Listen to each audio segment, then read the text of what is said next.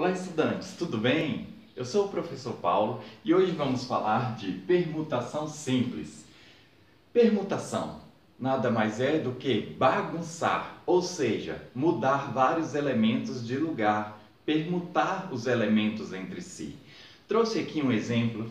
José, Maria e André estão em uma fila de um banco. De quantas maneiras diferentes José, Maria e André podem se posicionar na fila deste banco?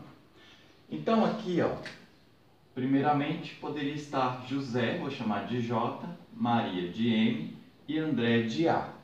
Então José está na primeira posição, Maria na segunda e André na terceira. Poderia também fazer outra mudança, ó, José, André e Maria.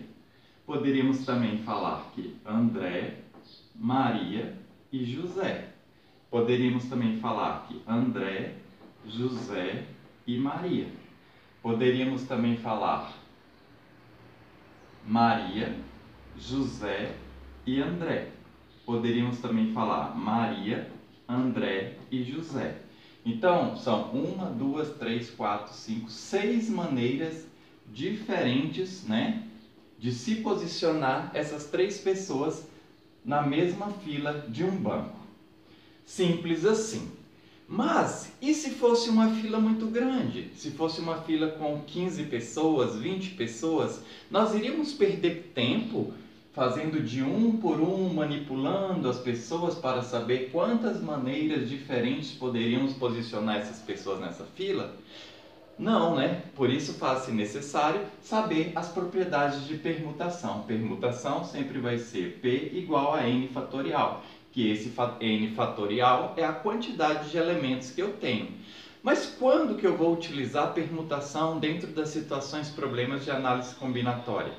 Eu vou fazer a seguinte pergunta: a quantidade de elementos é igual à quantidade de posições? Se a resposta for sim, é porque utilizaremos permutação. Olha só, a quantidade de elementos é igual à quantidade de posições? Eu tenho aqui, ó, 1, 2, 3 elementos, que são as três pessoas. Lógico que elas só poderão se posicionar de três maneiras diferentes, né? Manipular entre elas três lugares diferentes na fila. Se o número de posições é igual à quantidade de elementos, usa-se permutação. Então, eu poderia dizer que isso aqui é uma permutação de 3 fatorial, porque eu tenho 1, 2, 3 elementos. E como aprendemos na aula de fatorial, 3 fatorial nada mais é que 3 vezes 2 vezes 1. 3 vezes 2, 6, 6 vezes 1, 6. Então, rapidamente, utilizando a propriedade de permutação, encontraríamos que essas pessoas poderiam permutar entre si de 6 maneiras diferentes nessa mesma fila do banco. Permutação, simples assim. Obrigado por estar comigo e não pare de estudar.